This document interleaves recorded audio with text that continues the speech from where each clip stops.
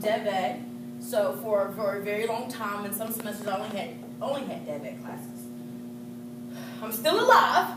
And so actually here I do teach a Dev Ed class. I teach a 98 class as well. So I'm one of the ones, I like to dig in the trenches as well to see exactly what's going on with our students. And with that being said, with some research here, 60% of the first-time community college students will place into Dev Ed. This is just not Illinois-based. This is national, worldwide literature. This is what they're saying. So with those students, that 60% of students, when they place into these Dev Ed classes, they may or may not ever get to their curriculum classes. Why? Because they may exhaust financial aid, and or they may drop out because they're so frustrated with going to their Dev Ed class. I was doing proctoring with the testing, and one student got so frustrated he wanted to quit. I said, it's okay. Try again. Just entering his email address and pressing submit. I said, it's okay. So we want to make sure that when we're teaching our students that are taking these developmental classes, that we are aware that they just may not take that one math class. As Professor Billingsley and Professor Turman knows, they may start at the foundational studies level. And I know with some of your guys over at Dawson, they may be at that level as well. So when we have those students at that level, we have to make sure that we're actively engaging them to understand the outside component. I have a family to take care of. I have a job to go to. I have 12 credit hours. I don't have time. But we have to help them in some way in the developmental classes so we can move forward.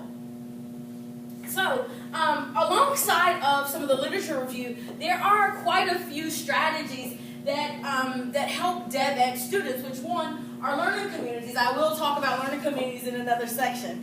So basically, how many of y'all are familiar with learning communities? Okay, so basically a learning community is a pair of classes or 3 classes linked together with the same students. And the same students that are taking all of the same classes. But the only thing that's different would be the instructors. Okay? However, the instructors will link their courses together. So if I'm teaching English and she's teaching math, we can collaborate with our class programs, our class syllabi, our activities, and things of that nature tailored to our individualized students. And from there, they create friendships, they create that cohort, they create that sense of understanding and familiarity that can help them to succeed to the next level. Embedded and mandatory tutoring, which Mr. Nichols talked about earlier today. We have a lot of embedded tutors in our Dev Ed classes here at Kennedy King, as well as we have a lot of professors that are taking the initiative to do the mandatory tutoring. It's important that we differentiate our instruction. We're adults, they're adults, they understand that they are adults, however, they all do not learn the same way. If you put us as working professionals in one classroom, we will not all learn the same way. I am totally a visionary. I use myself as an example. A math class, I would not do well in an online math class. You want to know why? Because I need somebody to take that marker right on this board and add 2 plus 2 so I'll know that it equals 4. Okay? I know that I'm a visual learner, a visual learner. Some of our students are more than likely hands-on. So they're great at carpentry, but they may not be great at reading aloud. So those are the things that we need to infuse into our classrooms with the Dev Ed students to make sure that they are moving to the next level. Computer assisted instruction. We know that we service a variety of students from one end of the spectrum to the next. Okay, some may not have any, technology skills. Some of them may not even know how to turn on a computer. But as educators, we have to introduce these things to them, incorporate these things into our classrooms. Is it more for us? Maybe. But when we embed these particular things in our classrooms for our Dev Ed students, we're taking them to another level. We're saying, hey, this can assist you. let's work on this as well. Get your instruction in class as well as making sure that you have your side instruction at home. Critical thinking. How many of our students on the regular think critically? Let's be honest. It's like pulling teeth a lot of times, right? So this is something that we must help our students with. Because if we do not help them to think critically, will they ever think critically? Just not even in our classrooms. We're helping these people to get jobs. We're helping them to go to the next level when they transfer to the universities. This is the skill that they're going to need. They will need this. So we need to start, bless you. So we need to start now helping our students to think critically, not only for our class, but for every class that we teach. When I teach my English classes, before I start a new lesson or before I go into a new topic, I always relate it to something that they can understand in real life. And they may never understand what a compound sentence is. But if I give them an example of something that they can relate to, oh, I get it. Compound. Oh, yeah, I need to put something together. Yes, you need to put something together. But what is that something? Then I go into the parts of speech and things of that nature. All right, so let's talk. Whew, I get so excited. So here at Kennedy King, because I definitely want us to have a discussion.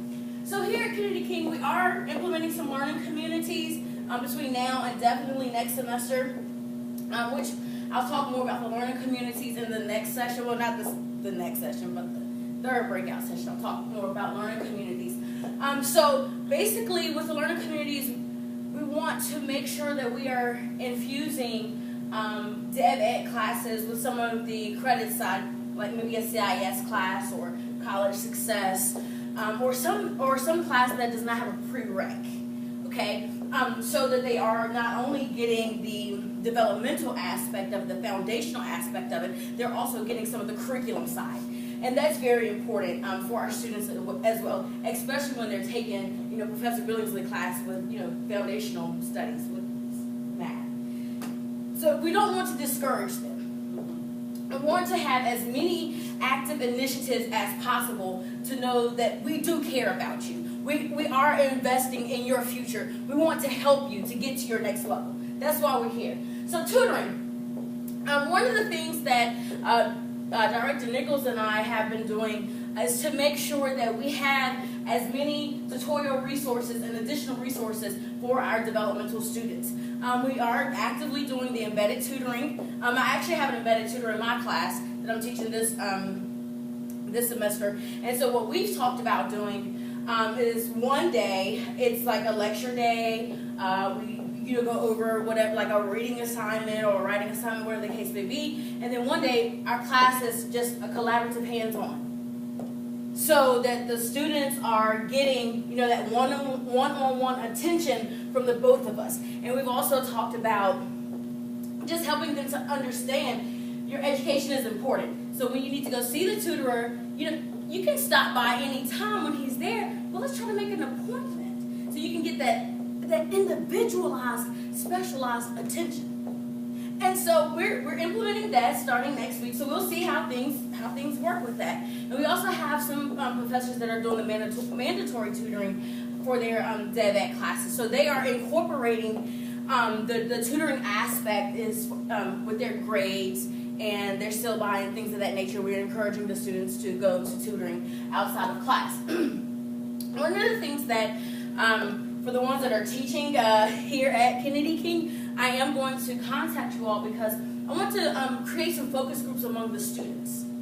And just to get their outlook, their viewpoint, what do they need? Where do they see themselves right now?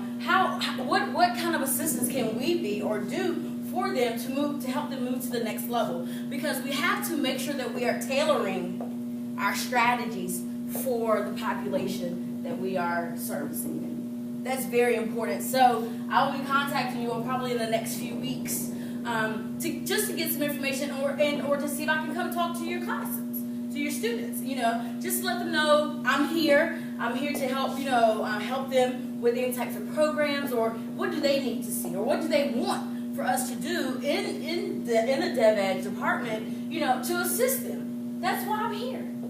That's why I love being here, to help them.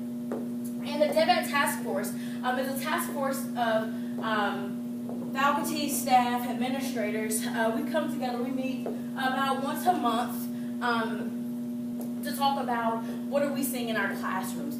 As a committee, what can we do? Campus-wide, what groups can we partner with? What departments can we partner with to make sure that we are implementing and reiterating the programs that we do have on campus for our students. So, with that being said, I truly believe that education starts very young, in the belly, But I also believe as students matriculate through college, high school, whatever the case may be, they tend to change so much so that they lose their drive, their ammunition to want to succeed. And sometimes we have, I call them precious, sometimes we have that precious cargo that needs our attention. They're seeking for our attention. They want our attention. And so sometimes we have to be their cheerleader for them. Even though, they come to class late almost every day, they never want to turn in their homework in time. They never, they always have that excuse. But we can't give up on them so easily sometimes. Okay? So I found this, how many of you are familiar with TED Talks? Anybody familiar with TED Talks? Okay, so I will not dispel my secret that I'm a little bit of a nerd. So I was sitting at home one day and calling myself relaxing, but I came across this TED Talk, and it's kind of geared towards like secondary schools, but realistically, some of our students are on that level. But we don't need to tell them that. We just need to be their champion. So I'm going to show this clip, and we'll talk.